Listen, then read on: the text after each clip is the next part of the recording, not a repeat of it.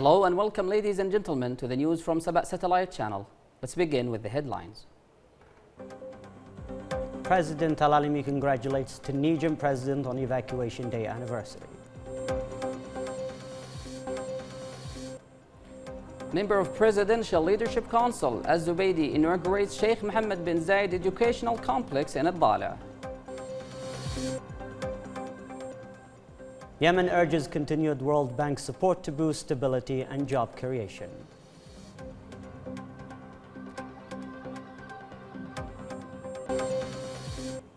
Egypt wins seat on UN Human Rights Council for 2026-2028 term.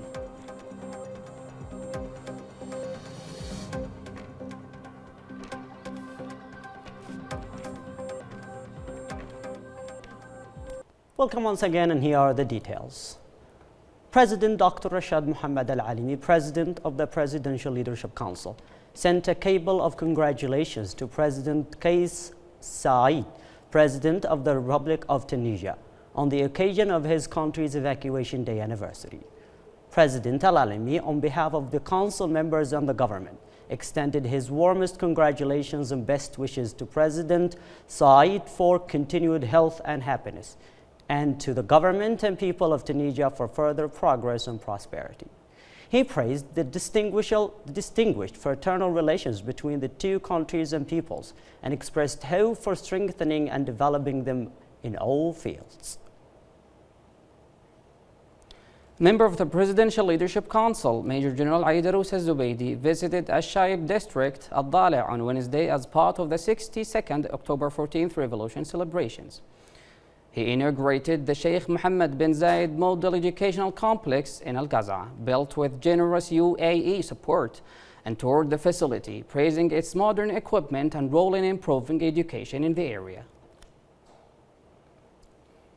Az-Zubaydi emphasized the strategic importance of education for development and expressed gratitude to His Highness Sheikh Mohammed bin Zayed Al Nahyan for his support to Yemen.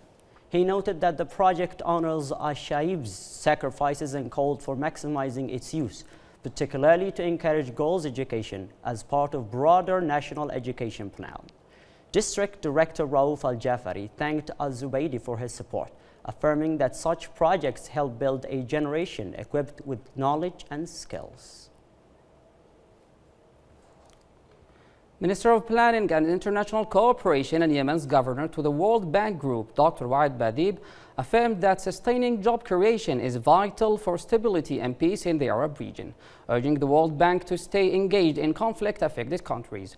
At the Arab Governors meeting with World Bank President Ajay Banga in Washington, D.C., Dr. Badib noted that despite challenges, Yemen has advanced key reforms, including currency stabilization and better domestic revenue mobilization, emphasizing the need for strategic investments to drive recovery. He praised the World Bank's support in keeping essential services running and preventing institutional collapse, stressing the importance of sustaining these efforts. He called for a reconstruction and development fund for Yemen, supported through a hybrid model combining government action and external partnership. Dr. Badib welcomed remarks by Saudi Finance Minister Mohammed Al-Jadaan, backing continued World Bank engagement. Ajay Banga outlined the bank's fragile state strategy, focusing on job creation and private capital in infrastructure, energy, agri-business, healthcare, and value-added manufacturing, alongside early warning systems for development resilience. A meeting held today in Washington, D.C. brought together Governor of the Central Bank of Yemen, Ahmed Al-Mabaghi, Deputy Minister of Finance, Hani Wahab, and Head of the IMF mission to Yemen, Esteban Perez-Royce, to discuss supporting the government's efforts to achieve economic recovery in Yemen. The meeting, held on the sidelines of the annual meetings of the World Bank Group and the IMF, reviewed the positive outcomes of the Article 4 consultations recently held in Amman, Jordan. The discussions, which also included Yemen's ambassador to Washington, Abdul Wahab Al-Hajri, his deputy Imad Bamutref, assistant Undersecretary for External Relations at the Ministry of Finance, Abdul Qadir Amin, and central bank officials, addressed the latest economic, financial, and monetary developments. They highlighted the impact of joint economic reforms in curbing economic decline, stabilizing the currency and improving citizens' living conditions. The meeting stressed the importance of continued coordination between the Yemeni government and the IMF, particularly after the resumption of Article 4 consultation following nearly a decade-long pause. The IMF mission expressed satisfaction with the government efforts led by Prime Minister Salim Saleh bin Buraik to implement financial and monetary reforms aimed by stabilizing and improving the economy. Yemen participated in the Global Health Conference held in Berlin, Germany, with a delegation headed by Yemen's ambassador to Germany, Lu'ay al-Iriani. The conference, organized by the World Health Organization in partnership with the German Ministry of International Cooperation, aimed to unify and coordinate international efforts to improve global health, particularly in the most vulnerable regions, and to mobilize international support for pressing health issues.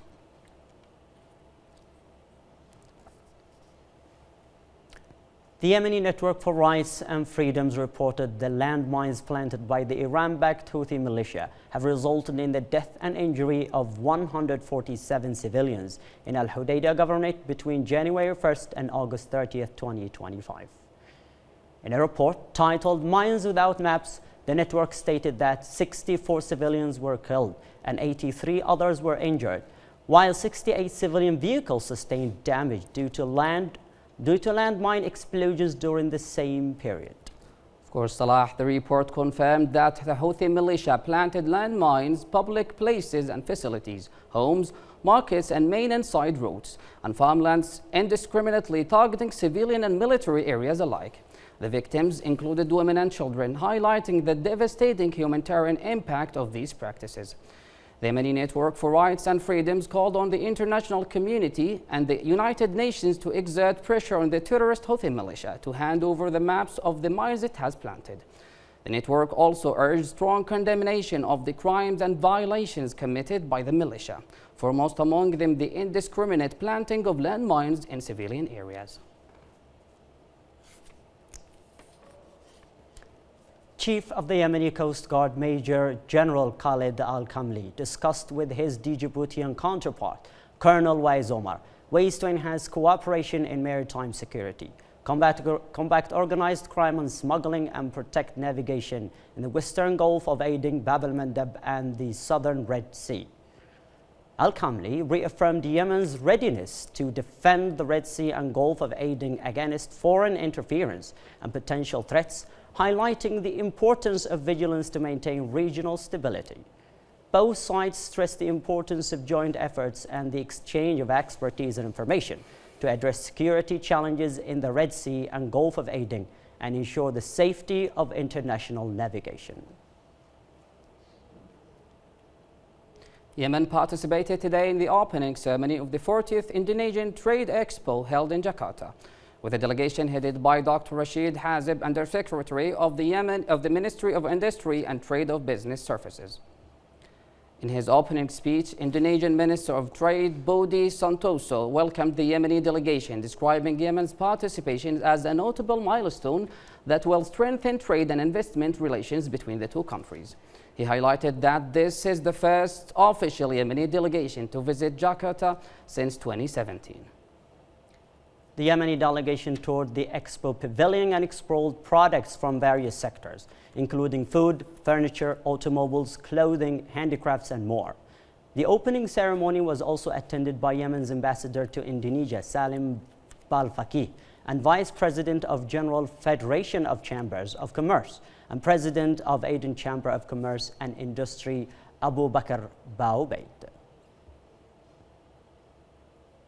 The 2025 Marib Equestrian Festival was concluded yesterday after 10 days of strong competitions featuring 56 riders from across Yemen, in the presence of a large official and public audience that filled the festival grounds.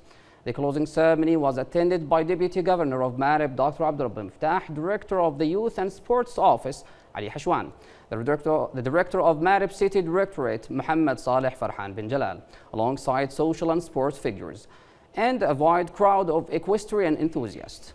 At the end of the competitions, Abdurrazzaq Ali Al-Harithi was crowned festival champion after an impressive performance in the skill and control rounds, followed by Saleh Al-Jumhuri in the second place and Muhammad Naji Uwair Al-Nasi in third. The event concluded in a festive atmosphere filled with pride and joy, during which winners, organizing committees and sponsors were honored in a traditional scene that reflected Yemen's deep connection to equestrianism, a symbol of courage and a heritage.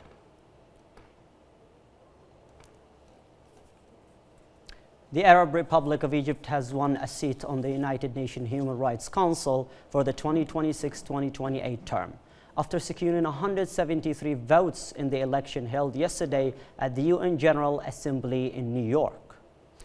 In a statement, the Egyptian Ministry of Foreign Affairs reaffirmed its full commitment to its role on the Council, pledging to help develop its mechanism to ensure a balanced and inclusive approach to human rights issues and respects countries' cultural specificities and national circumstances, while promoting economic, social, civil, and political rights.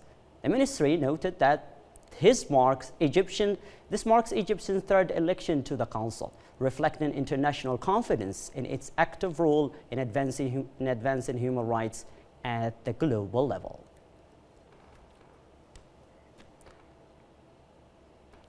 This has been the news from Saba Satellite Channel.